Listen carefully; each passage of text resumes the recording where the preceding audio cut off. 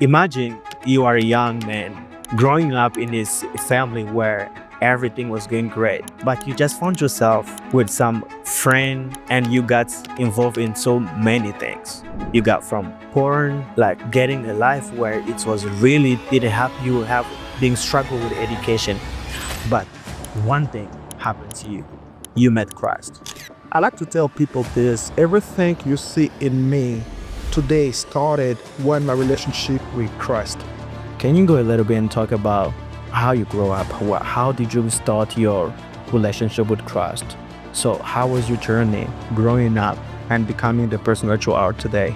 How did Christ impact your life? In July of 2007. It's good to see that today you're a family man and you're a man person makes yourself and has kids. I'm very happy for sure. The Bible says about you family, with your family. Yeah. You understand? Even if your parents, your mother forsakes you, but the family of God will. You're not missing anything. I know that I'm not missing anything. Oh no, I'm going to sleep with a bunch of women, so I can become what you are in the next 5 minutes. But for you to become what I am, you can never become what I am. Imagine you are a young man growing up in this family where everything was going great, but you just found yourself with some friend and you got involved in so many things. You got from porn, like getting a life where it was really didn't help you have being struggle with education. But one thing happened to you. You met Christ. And that day changed your entire life.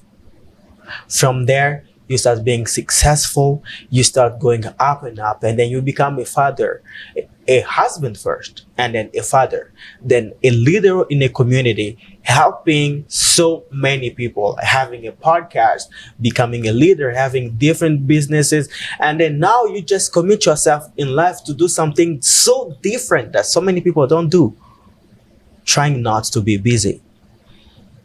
That's the person we are having today in the podcast. So, Taylor. Try not to be busy, but be productive. Let's be productive. Tune into this podcast if you want to pull inspiration from Mark Online. He was able to share a lot of things on just being able to speak in public, and just pulling inspiration from his experiences. So, looking forward to this video. All right. So you want to become a better person, improving your communication skills, in your personal development, become a great leader, a great person. So stay tuned and let's go to the episode. Okay, so first thing first, Makala, what's your purpose on this podcast? What will be the reason why somebody will click on this video and listen to what you're gonna say? I think one of the things that I would like us to achieve as we go through this podcast is to know that you can. It doesn't matter what your story is, what your background is, what you've been told up until this point and today. And from today on, I want everybody listening to this coming out and feeling responsible for their own lives. To be able to make their own decisions. And know that at the end of the day, the only person who will pay the consequences is either you or the people that will come after you, but solely, primarily you that will have to pay the consequences. And if you can take ownership and learn that I am responsible for me, it'll be the first step to a new life. That's incredible. I mean, so I have two questions that I call the harsh question. Harsh, all right? I like harsh. Starting off hard. The first question will be, when was the last time you cried and why? The last time I cried was actually, I want to say last week. The reason why I cried was I was going through a certain situation and in a community I'm part of.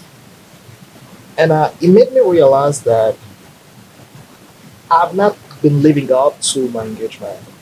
In a sense that, not engagement as far as the community is concerned, but engagement as far as I'm concerned. I've not been taking enough rest. I've not been pausing enough. I've not been taking vacation when I needed to take vacation. So I kept on piling up all this stress on my body. I kept on pushing myself for one more day to say that, you know what, let me do it for one more day and I'll be okay after that. And something happened, and all of it was like a castle of sand came crumbling down. Yeah, it came down. And I was like, how did I see this coming? What could I have done to prevent this? I know stuff I could have done, I just didn't do it, you know. So I really felt really bad because now is like all the courage that I had to build up this thing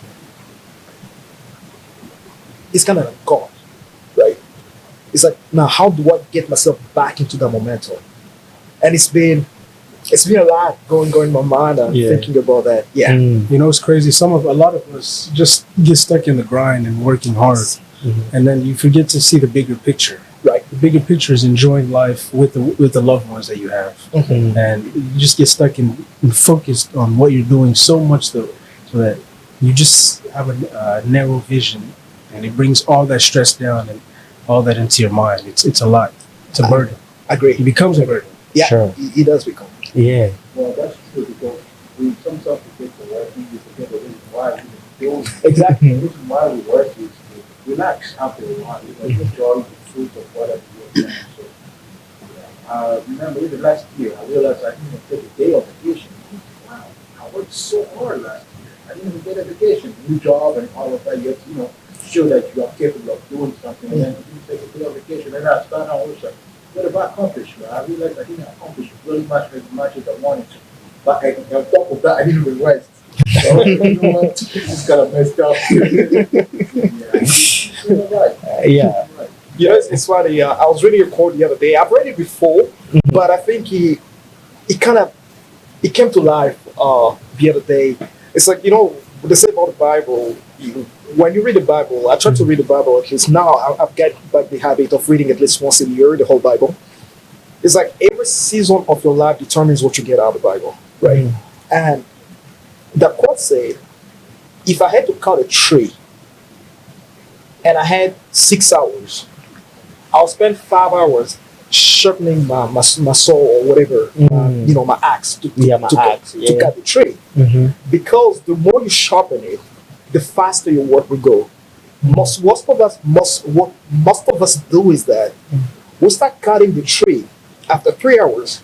The axe is no longer as sharp as it was in the first hour. Yeah. But we keep on cutting the tree. It's like, stop. You don't sharpen it. Go back, sharpen it. You will go faster by taking a pause than by just staying in it and doing it. And it doesn't help. I mean, this just Fantastic. reminds me a book that we were recommended last time. I mean, on Friday, like who moved my cheese. So yeah, that book is so incredible. That have like 4 characters in that book where there is but the 2 characters that I want to really talk about is Ham and How. So they were just 2 characters that was really busy doing like looking for their cheese because it was moved. But what they didn't realize was it was no longer there. But Ham had this positive mind in him, was like, let's just wait, let's work more, let's have more hope. Maybe we'll find the cheese another side, right? Or they just wait. But how thoughts say like the cheese might not be here no more.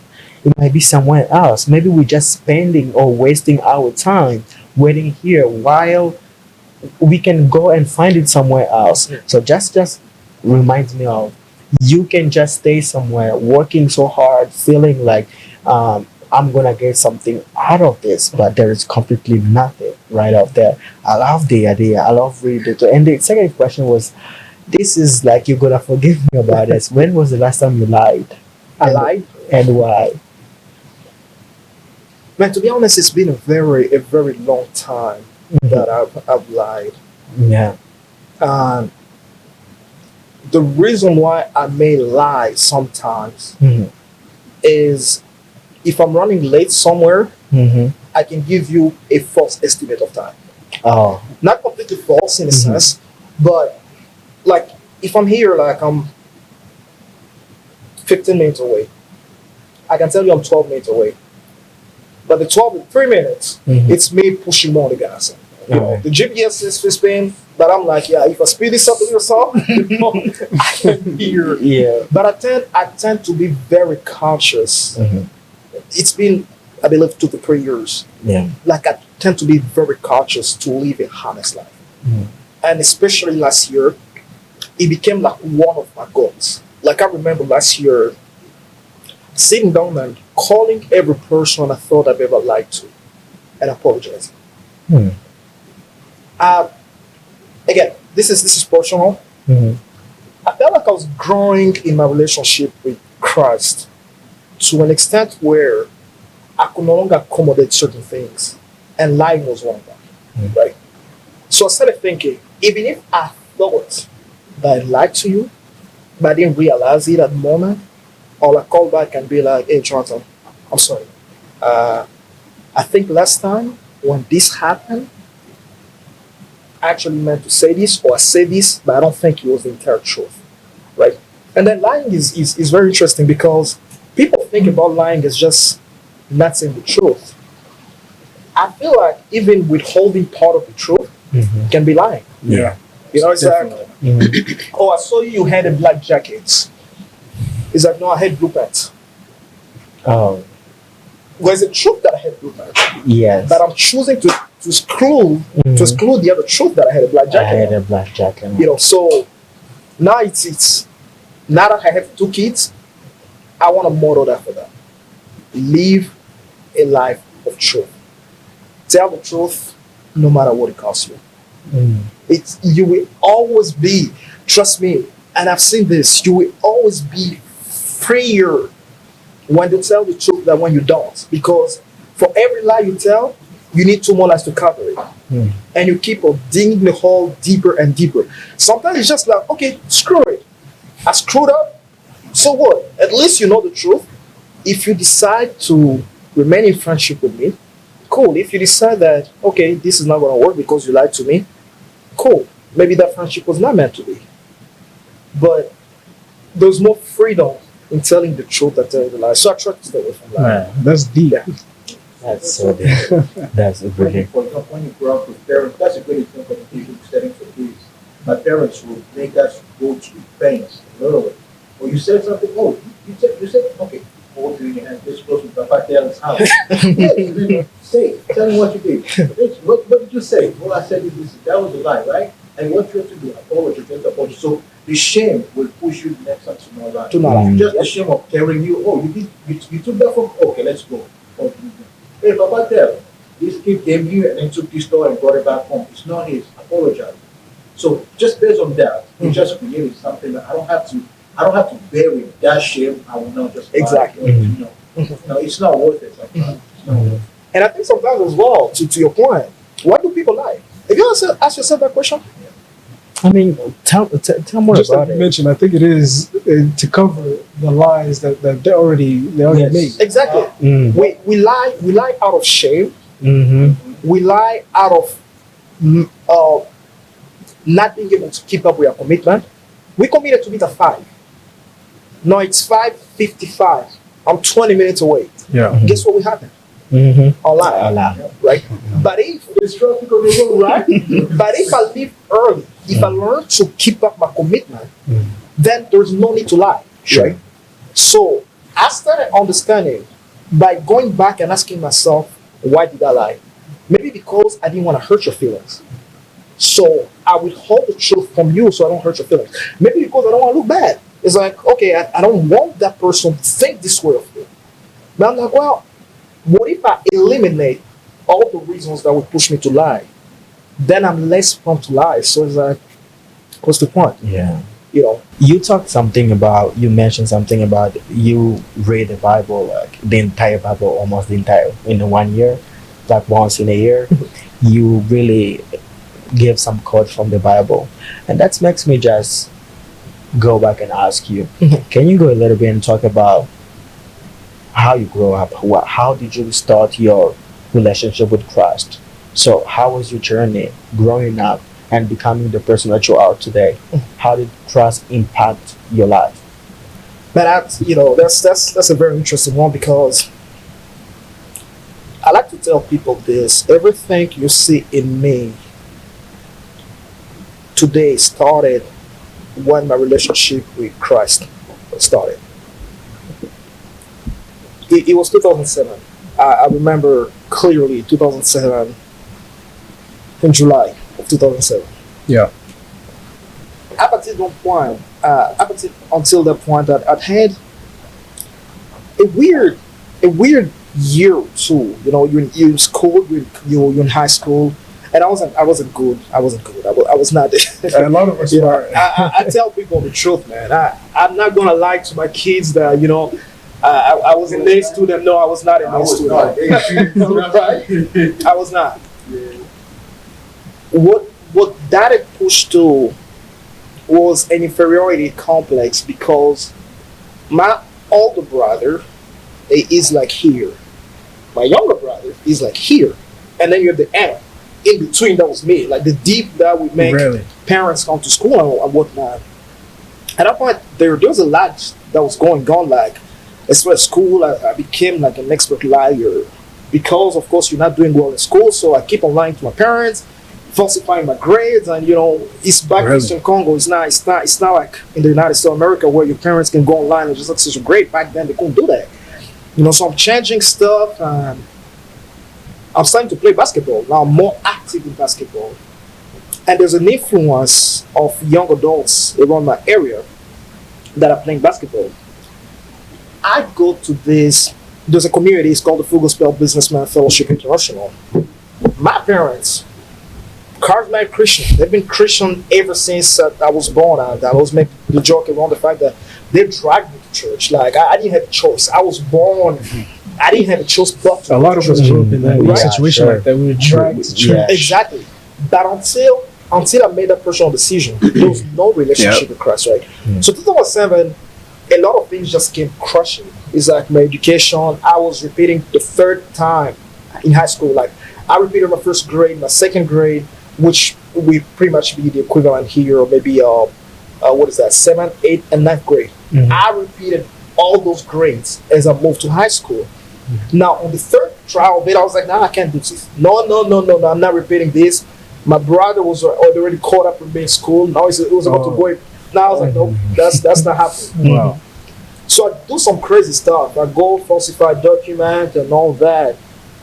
And then one of my brothers, Beli Ramazani, he was a big brother to me.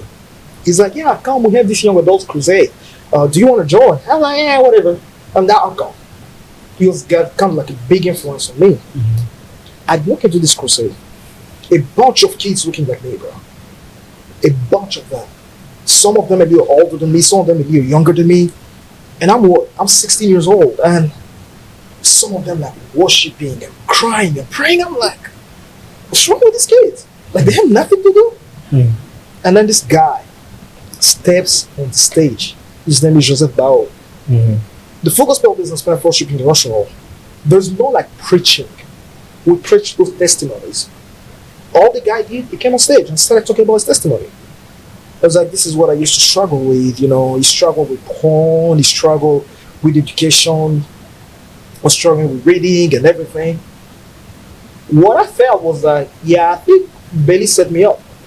I think he told him my story. And now this guy is on stage pretending that that's his story. But that's my story. I don't know why he did that. Because his story was reflecting much of what I was going through. I remember I was with this girl, my girlfriend. Kind of like my girlfriend. And now they make the altar call. They're like, those who want to give their lives to Jesus. So I look at her, I'm like, I'm not doing this. I'm not going up there. The guy calls, and then I remember said, God is just waiting for you. And I felt like he was talking to me. I was like, why are you looking at me, bro? Like, no. I will never understand what happened on that day, but I was like, okay, this is it, we're going. So I stood up, I went up there, I made the prayer, probably the best, not probably, that was the best decision of my life.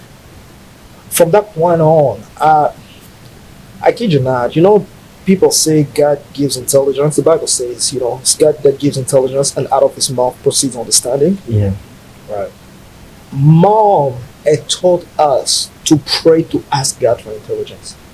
And I mean, I've been struggling, bottom of my class almost every year. Like, I remember it was so bad that if the first of the class said a 90, I'll have a 45, literally half of his grade. And stuff like that kind of like affects you. You don't believe in yourself anymore, you struggle. And I was struggling with pornography back then so bad. I mean, I was 16 years old. My brain was exposed too early to stuff like that. And you feel that serene sense of peace.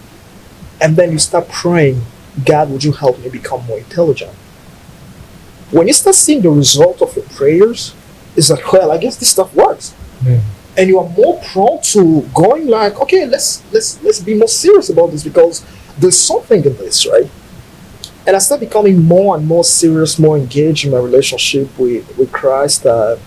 Not just for the grades, that was a nice pick that came with it, but just for the peace of heart, for that person that you don't see but you know you can trust, and that you know you can talk to him, and having someone I was not ashamed to pray to, right? And I saw a major shift in my life.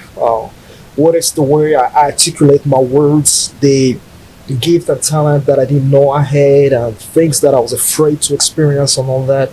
There was just a sense of confidence that was born after that encounter. And I felt like my life was having a meaning after that. Before that, it was an empty vacuum like space, man. It was just like, you do stuff just because parents want you to do it. But after that, I felt like I was moving to a certain direction. And my relationship, there have been a lot of ups and downs in my work with Christ, but my relationship has grown ever since. And when I come back, I always come back to that date in July 2007. I'm like, that was the day where it's like a before Mark Allen and after Mark Allen, right? A before Jesus met Mark, before Mark Allen met Jesus, and after Mark Allen met Jesus. Like there's day and night, day and night. That's very inspirational. Yeah. So what was the experience with your friends and the people that you know? Oh, they thought I was crazy. No. I'm not kidding you. They thought I was crazy, They were like, I'm wasting my time. A lot of them. And it's funny because most of them today have become Christian. And they come back to me and they're like, man, y'all figured this out a long time ago. Yeah. But the truth is, what we don't like saying, but it's a reality. Christianity will cost you a lot, and it will cost you. Back then, it cost me some friendships. It's just like, he's a demon casting guy. He's just seeing demons everywhere. We don't want to hang around with him. Yeah, I've heard that too. And, right? It's like people are going to the club, but it's like, nah, I can't do that. People are drinking, nah, I can't do that. And they feel like you're retarded, or maybe you're missing out on something. And sometimes you feel that way. It's just like, man, we could have been out there doing something. But then you face two things, right? You go to the community where I grew up. You have rejection for some of your friends that no longer want to do anything with you. And then you have acceptance from another bigger community that is there like, listen, man, you're not retarded. You're good. Yeah. This is the new cool. And people that make you feel as part of your family and all that. And then when I thought about even the relationship with my parents, how it changed and grew to become better, even my family, I was like, nah, I don't think I miss anything out there in the world. So other than the peer pressure that you get every now and then, the rest of it was beautiful, mostly because of the community that I had around me. Your story is definitely inspirational. I would say it's good to see that today you're a family man and you're a man that respects yourself and has kids. I'm very happy for you. Thank you. I'm sure some of the audience are able to pull something from your story, and because it's very inspirational. Thank you, sir. Yeah, and I'm sure each one of us have gone through, a similar situation or a situation where we're lost and we were found in Christ. Exactly. Sure. The Bible says that you family. Yep. You understand? Even if your parents, your mom will forsake you, but the family of God will take you up, encourage you. Instead of you're not missing anything. I know that I'm not missing anything. When people say, "Oh, I'm drinking," they say, "Well, if I want to drink, I can just take." I can exactly. Mhm. Oh no, I'm going to sleep with a bunch of women, and so I can become what you are in the next 5 minutes. But for you to become what I am, you can never become what I am. Basically, Mhm. for some people, it's going to take you years to be what I am. For if I want to start drinking, I can just open a beer, drink it, and then now I'm a drunk too. Yeah. But for a person like me, I've never drink beer before. I've never done it. Mhm. For a person who has already done it, he can never become like me. He can never return time and then that day he took the first sip and said, "I cannot do it anymore." You can't. But if I want to become like you, 2 seconds. Yeah. That's one of the things I tell some ladies sometimes. A young woman in the church, "Oh no, there's pressure in the world and stuff like that. Oh, my friends making fun of me." Just tell them that. You're sleeping with a bunch of men. Oh, okay, I can do that too. But what I have, you can never have it. You have lost it already for some cheap joke or something like that. But what I have, it is a precious gift that you can never have anymore. Exactly. So, your purity, whatever you have, keep it protected for a special guy, for a special gentleman, or for the man, for a special lady. If you want to become like everybody in the world, 5 minutes is enough to become like everybody else. But you're a special person and stuff. I've made mistakes in my life, plenty of mistakes. And I know already that some people out there have something that I don't longer have.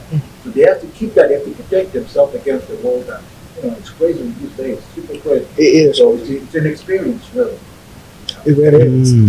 No, all of us have made mistakes in one way or another. And the great thing about mistakes is you gotta learn from them, and don't repeat them, because when you repeat the same mistake over and over again, that's not a problem. Yeah. So you can make mistakes, a lot of them, but different mistakes. But if you make like the same error like over and over the same time, so that's never change anything. So you make a mistake, you learn from it, you move forward, go again, make another mistake, learn from it. And I'm not saying like you gotta do it on purpose. Right. Look what you don't need to do. I'm not saying like you gotta do it on purpose. Like they say like, okay, I gotta make a bunch of mistakes everywhere. No, go learn some stuff.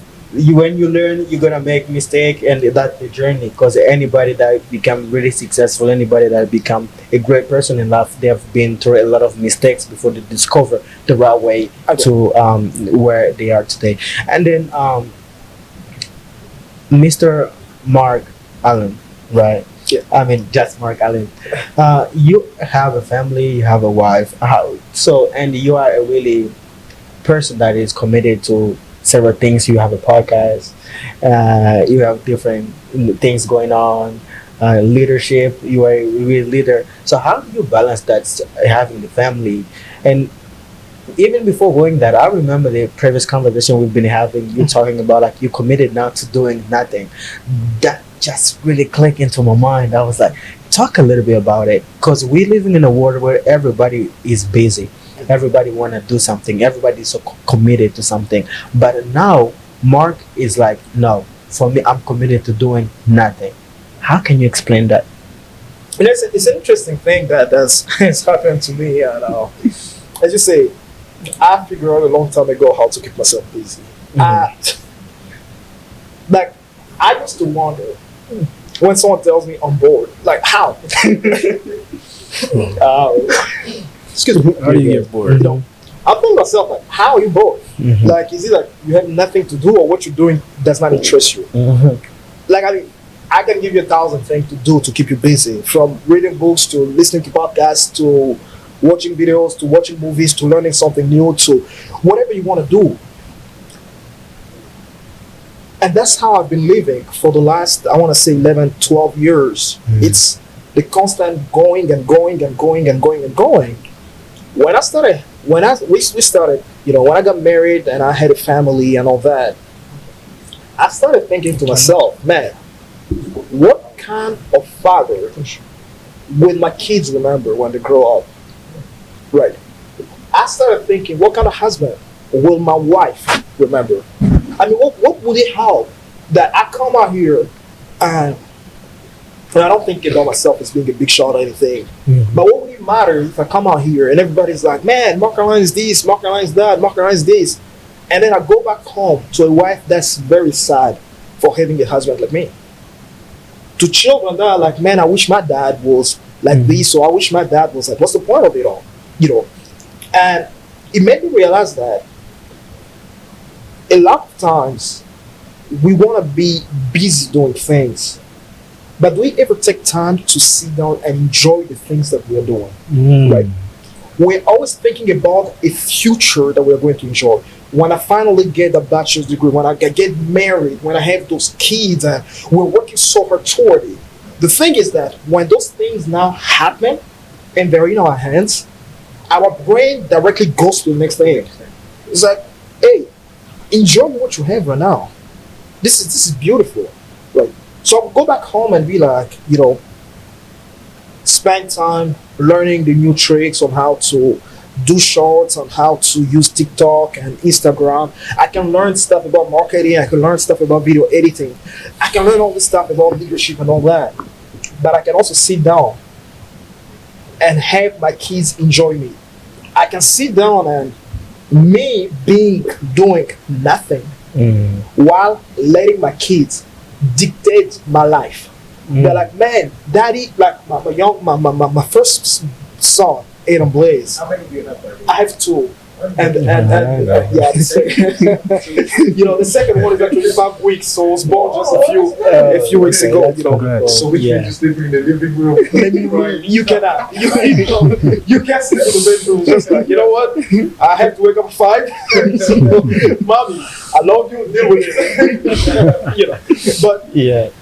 my first son, he likes playing with me. And I noticed that, you know, whether it's shooting some hoop in the house or running around with me, and sometimes we're just being funny and dancing and all that.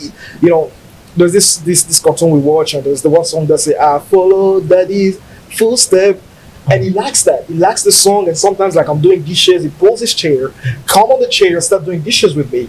And I used to get very aggravated. I'm like, bro, I'm trying to get this done so I can go do something else. And then one day I was like, man, what am I doing all this other stuff for? Is that they may have a better future, they may enjoy their time, they may not have to go through everything that I went through. You learn more about personal development, communication. Why would you teach somebody, or why would you tell a person that if you want to be a better person, or if you want to improve in your personal development, this is 2-3 practice that you can do? Or if you want to become a better communicator, this is 2-3 advice I can give you that you can start right now. You can start today. If you do this, you will improve your communication skill, or you will become a better person in your personal development. That's very interesting. You know, let me just jump back to what you were saying about listening. You know, I discovered a few years ago that the same letters that I used to spell the word listen are the same letters that I used to spell the word silent. Oh, Just really? Have you ever noticed that? No. I never actually noticed. Really? This very same exact word, very same, both words are spelled with the same length. Okay. So when I discovered that, I was like, oh, so listening should actually be silent. With the same letters. If you're saying that you're listening to someone, then sometimes it's like, keep quiet, right, and just listen to it. All right, now let's jump back to this other question that you asked about. Let's start with personal development before we go into communication. Sure. Because those are, you know, two different fields. So Two different, yeah. people, I've heard people asking, what's the difference between growth and personal development? It's the same difference you may kind of have between leadership and management, right? Let me start with leadership and management, talk about growth and personal development, and then go into communication. Yeah. I read recently, I think this guy, I can't remember who the guy is, but the book in the Harvard Business Review, I kind of read their articles. He said this is the difference between leadership and personal management and management. He said leadership, it's about changing something altogether. Like you're talking about an organization, you're moving into a different direction. You're talking about people, you're taking them to a different direction. Management is on a personal level. I can manage you, you can manage me. Where it's like you and I, now I'm helping you on a personal level, right? But leadership is more global. Like you're a head of a department, you're moving a department into a certain direction. You're a leader of a church, you're moving the whole church into a certain direction. Yeah. But when it comes to management, it's something more personal, right? And I thought that was an interesting definition, which goes into as well personal development and growth. When you talk about your personal development, it's your overall being, right? You're talking about improving your interpersonal skill, improving your sleep, improving your eating habits. You are developing the whole you, body, soul, and spirit. Yeah. All of it is growing. The entire. Growth, however, is specific to something that you want to grow, which leads me into communication. Now, if you want to grow, for example, your communication, where do you start? The first thing that I believe, and I learned this methodology from the Lean Six Sigma. Okay. They say you cannot improve something you do not measure. Right? I mean, I want to lose weight. Yeah. How much weight do you have right now? Like, should I answer the question? Yeah, go ahead. Like 182. 182, that's great. I mean, I want to get there. Yeah. If I want to get to 182, the first thing I have to know, where am I? Yeah. Right. You gotta know where am I. I gotta know where I am, and so that I know whether I'm progressing or regressing. Now, last time I checked, I was about 202, right? If next time I step on a scale Yep. and it's 204, if I progress or if I regressed, right? Yeah. I'm trying to lose, but now I'm gaining because that's something to measure. Yeah. Right. And when it comes to communication, you have to know what is your measure. Some people are great with public speaking, some are not with interpersonal or close relationship like this. Yeah. Have you ever seen, I don't know if it's happened to y'all, I've been around a few people where it's like you see them on stage, it's like, man, I want to be close to this person. And then you get close to them, it's like, nope, I want to see you on stage. Because they're good with the public, but not But good they're in not a good person, in a person. right? Not really. So you have to define. That's the first thing. What exactly do you want to grow? Yeah. Now, because it's a great umbrella, right? I would let's take one thing, for example, public speaking. Yeah. How do you become a better speaker in public? Sure. The first thing I personally do is to know yourself. By knowing yourself, I mean, how do you express yourself? What are the things that easily flow through you when you communicate? Some people, and I give some example to bring some light, some people are great storytellers. I mean, this person will tell you a story in a way that will capture your attention and keep you focused to the story. Some other people, there will be jokes. Yeah. Yeah. They come on stage and just their opening line is a joke that will take everybody like cracking up. Exactly. Yeah, sure. And you give the same joke to someone like me, I'll tell the same joke, same words, and people are going like, "What is he talking about? Why is he talking? I mean, that's because they mastered the art of conveying and speaking to the audience and knowing what their audience, who's in their audience, Right. so they can speak directly to their their personal audience. experience. So to improve something like your public speaking, Yeah. start with knowing what is your style of speaking. Okay. Right? How do I capture this audience? Because the art of public speaking is really the art of capturing an audience. Yeah. That's what it is. Yeah. Gotta How- captivate. Captivating. That's the word. How do I go about captivating this audience? How do I go about bringing them to a level where we can communicate, even if it's me talking to a mass, but they are actually following me, right? The second thing, which I think is the most important, is to learn. Sure. Learn from the people that inspire you. If your style matches their style, then learn from them. Like I tell people, being an MC, Yeah. I spend a great amount of time watching stand-up comedy. Oh, really? It's crazy. Because I believe that some of the most some of the greatest communicators out there Mm-hmm. are stand-up comedians. Yeah. Which one is your favorite? Of the favorite? I've been watching a lot of Trevor Noah. Yeah, it's good. You know, gone into comedy and whatnot. But you know, it's funny because I don't have a lot of favorite things in life. Oh. It's crazy. It's Oh. I always How come? I don't know. Like I always feel like I can always get something from someone. Oh yeah. When you say this is my favorite, It's like it's like you you label create a yourself. box Yeah. around that person. Mhm, So mhm. you cannot refuse to learn from other people or even accept that other people can Right. bring value because this is your favorite. This is Mhm. right. This is my absolute, and I'm staying in between that. Yeah. So I always tend to shine from that. So I'll say personally, know yourself, know what style you have, and you only know that by practicing. You know, you go in front of people and you ask for feedback. And again, you have to be careful the way you ask for feedback. Mhm. If I come to you and you're my friend, and I'm like, man, what do you think? What are you gonna say? Oh, it was good, man. There you Yeah, go. well, you- Yeah, right? sure. You don't want to discourage me. was not that good. Mm-hmm. Exactly. You don't want to discourage me. Yeah. But if I ask you, what can I improve Yeah. for next time? Yeah. And I can tell you, hey, see that one? Mm. Exactly. Well, the thing is, you just mentioned you got to practice. So either how do you get opportunities Opportunity to to practice? practice. My first opportunity is to practice when in front of the mirror. Okay. I kid you not. I kid you not. Okay. Like I'm not even playing. Like I remember when I started learning English, one of my goals was I want to be as fluent in French, in English as I am in French. Okay. You know what I did?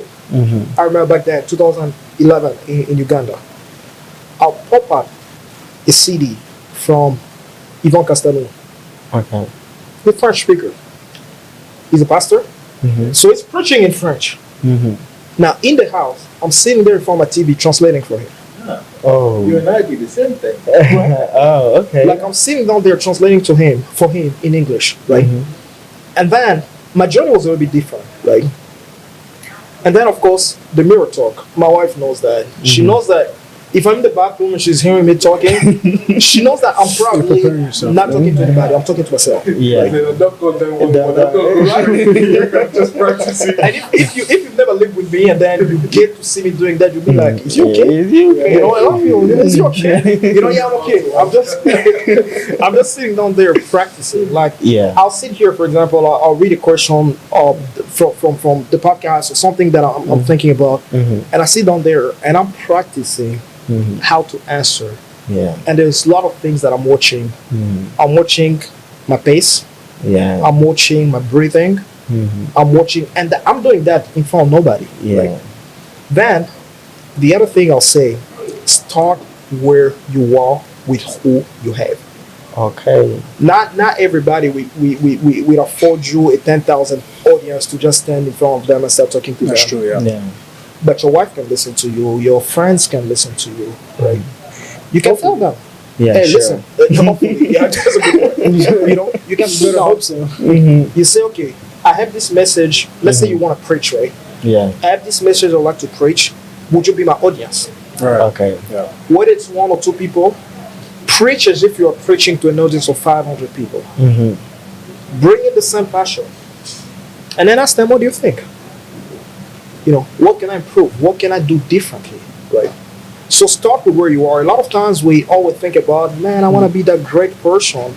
But then the opportunities that you have, you're not using them. I believe that every great person was once a small person Sure. who grew up and became better. Mm. So the practice of it when you don't have people, practice in front of a mirror, talk to yourself, but then start finding small audiences and groups. And then some other stuff is like, well, especially in the United States of America, I think there's a lot of opportunity. I discovered this application a few years ago, like Team Up, Mhm. you know, which led me to this.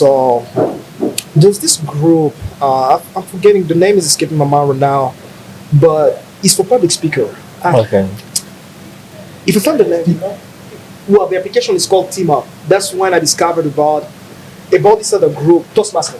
Oh, It was okay. a Toastmaster. Join a Toastmaster. Trust me. As much as you've seen me emceeing, Mhm. first time I walk into Toastmaster, I'm like, okay, I don't know if I can do this. Okay. You know, because I'm an introvert by nature, right? So when I find a new group of people, it's kind of hard for me to break, the ice and all that.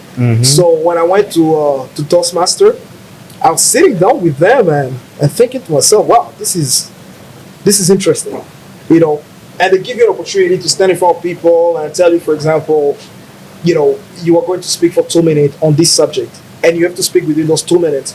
And I started learning things like some of those field words that people use, like the you see.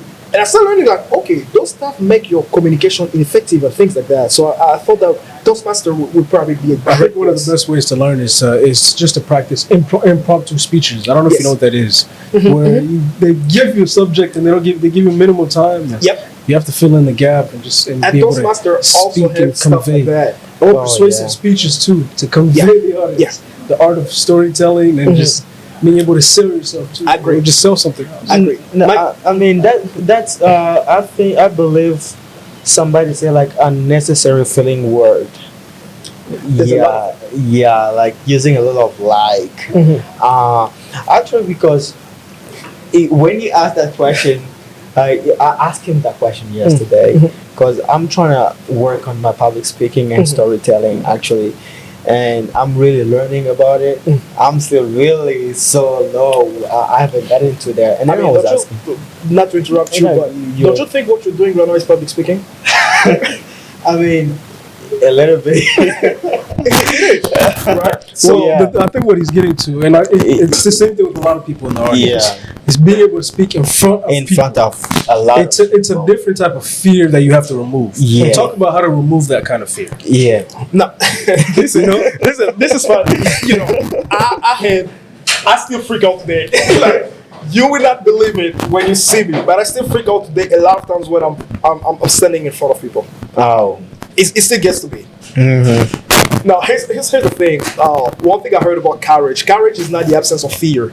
It's moving in spite of fear. Oh. Okay.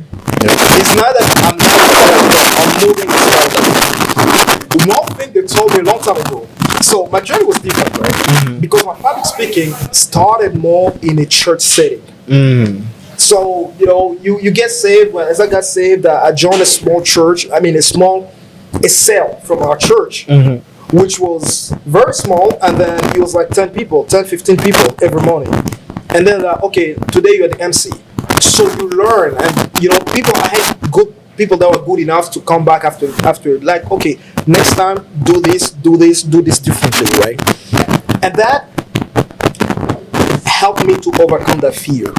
Why was it easy for me to overcome that fear? Or why do you think if today, right, it's Taylor, it's Mordecai, it's myself, it's Adam, for example, we're sitting in a room, I'm like, okay, Mordecai, why don't you give us that speech?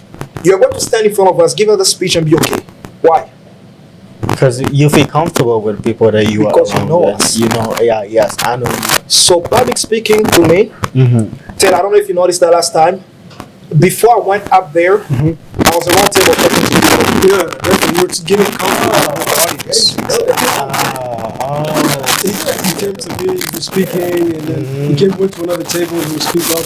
Like, this MC, to this people. good, So that good tactic. when they see me up there, it's not, it's the MC. No, it's like, oh, man, that's the guy I just talked to 5 minutes ago. Oh. So when I'm giving them a night contact, they it's like, say, hey, there, that's my guy. Yeah. So I started looking intentionally for people in the audience that I can make eye contact with and get a response from them. So that's something great. But they told me, look at them from the top of the head. Like, That's a good technique too. But I don't think that you connect with people by looking at them on top of their head. Yeah. That's not. That's a different tactic that somebody else told me. Look, I shake when I'm interpreting. My hands because literally like this holding the microphone. It's no. Don't look at them in the eyes. Look at them on top of the head. Exactly. Don't even look at them. Pretend that they were not even there. That's what somebody else told me. It helps sometimes. Again, it depends on what you're doing. As an interpreter, which I do as well, you're not really connecting with people.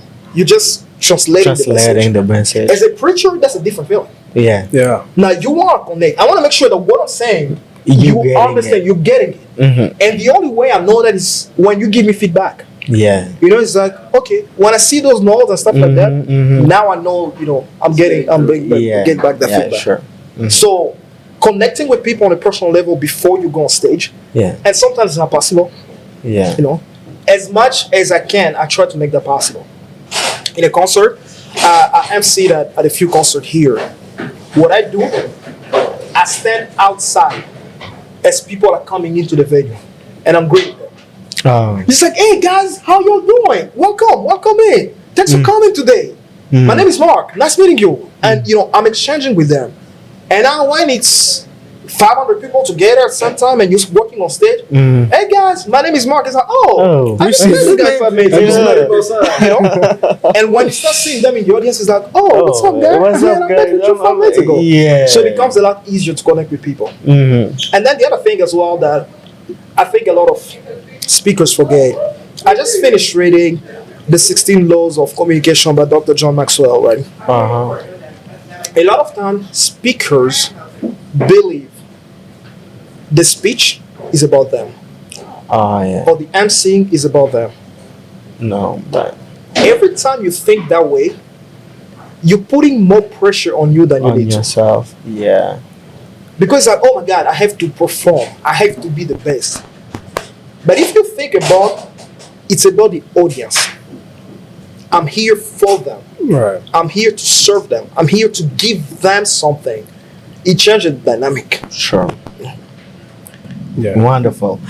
art of public speaking. I think this is really something so great, and hopefully somebody out there, you really listening to this, you really watching this, and you are being so helped, and you love this so far. And if you do, please give us a thumbnail, like this video, share, tell us what you think about this video so far. And if this is your first time watching our channel, so please subscribe to the channel, and it will mean a lot to us if you really support us. Share this video to anybody who would like to improve their public speaking, their communication, personal development, and really listening to this story, because a lot of people struggle with so many things.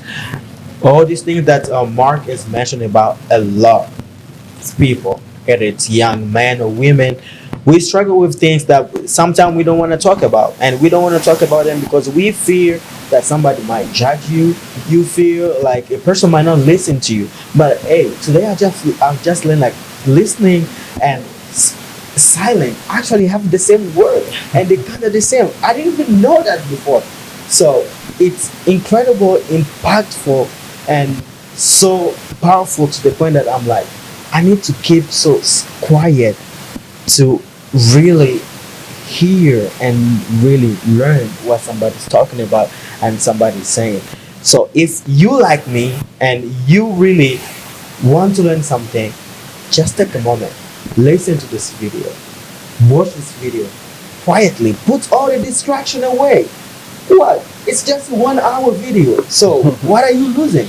You're losing nothing, but you're gaining a lot. You're learning a lot of things. I'm learning, and you can learn too. So before we close this out, because I know you want to close it out already, I just want to give Mark the last word. yeah. I want to give him the last word. And what do you have in store for us in 2024 or 2025? What do you have in store for yourself? What goals and things you want to achieve this year? Man, in terms of, man, I have every year, I'm learning to reduce my list of goals to make it to a few impactful ones. Okay. Right. One of the things that I'm really wanting to achieve this year, again, family. I really want to be there for my family. On a personal level, I'm challenging myself again to read 50 books this year, 1 book a week. Doing good so far. It's the 3rd week. I'm on my 3rd book. Okay. So Nice. it's going well. It's going well so far. I want to as well learn more about communication, to be a better communicator. As I've always believed that the day you stop growing is the day you start dying. Okay. As long as you are growing, you are becoming better and you are living better. Even if you are 99 years old and you're still growing, you're becoming better. But to every person listening to us, whether it's morning day or wherever you are in the world, don't give up on yourself. Don't give up on yourself, and don't be fixated with something I call the limitation of what people call today purpose. A lot of times people feel aimless, like they're not living their purpose, right? And one thing I've learned about purpose is that have the freedom to be you. What I mean by that is, if you ever found that one thing that makes your heart tick, explore. Explore life, man. Life is too short to be fixated. Trust me. Sure. Explore. Sure. Like, I found myself, I learned to play the guitar at the age of 30. Oh. From YouTube and picking up a guitar. I mean, I'm not a professional, but it's fun. I can play a song and sing to myself. It's fun, because I've embraced the idea of exploration. Do I have that one thing that I want to achieve? Today, I think it has more clarity than it did 20 years ago, maybe 10 years ago. But don't limit yourself. Explore. Whatever your mind can do, whatever your hands can do it. You're not losing anything. And everything you learn, the summation of everything you learn over time will become the definition of who you are. So don't be fixated. Explore, and regardless of what you're going through right now, this is probably by far my favorite scripture in the Bible, Romans 8:28. For we know that all things work together for the good of those who love God and those who will be called according to His promises. Sure.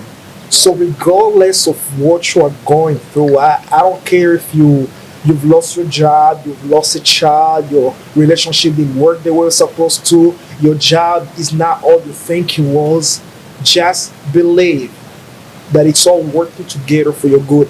It may not do good to you right now, but it's working together for your good. Yeah. As long as you love God and keep your faith, everything will fall in It place. definitely inspired me to take more action this year and just set better goals for myself. And it's never too late to pick up something new. It's never too late. Yeah, true. It's never too I late. mean, by all means, what I truly get in this conversation is don't be busy, but be productive. Yes. So, Family man. yeah. Family man. What did you learn as becoming a parent and growing your family? What did you learn? It's not easy. I'm sure it's not. Don't say that. No. The reality is that we shun away from things that are not easy, but the truth is it's not, right? You have to make some sacrifices to be the person that you want to be, right? Right. But it's one of the most fulfilling experience that I've encountered. That's what I want to hear. It's really fulfilling. You learn a lot about yourself. I mean, kids will teach you more about you than you know. Anyways, made me realize that I was not as patient as I thought I was. They're the special ones. They teach you that you are not all that you think you are. But I want to stretch it a little some, but I think being a father kind of finally makes you realize the relationship that Jesus has with the church. I mean, I feel so responsible over my little family that I know everything I do somewhere, somehow affects them. It affects them, yep. So I'm more conscious of every step I make. It's not until last year that I decided I don't speed anymore on the highway. No, I don't. You cut me over, you give me a flip, it's okay. It's okay. Life is much more meaningful than that. Okay. I'm not getting into road rage or anything like that. I'm just like, you know what? It's okay. Okay. We get there at some point and all Takes a that. lot of discipline. So, Well, A lot. just talking about that, I remember Josh. Every Yeah. time we go to church, we'll be speeding up, taking the highway, like racing literally to who's gonna get to church Yeah. early. Mhm. But last time we met, he's driving like driving he's speeding. He has So, like, kids. we got the driving like crazy. It's like, hey, we used to do it together. Yeah, so I get you on that. Family brings more responsibilities. yes, it gives you a different perspective. Yeah. Again, you also have to be. It doesn't happen to everybody, so you also have to have some type of intentionality behind that. Otherwise, you can just be the type of father, an absentee father. But if you do not want to be that, then you have to put in some work and some effort. Absolutely. Wonderful.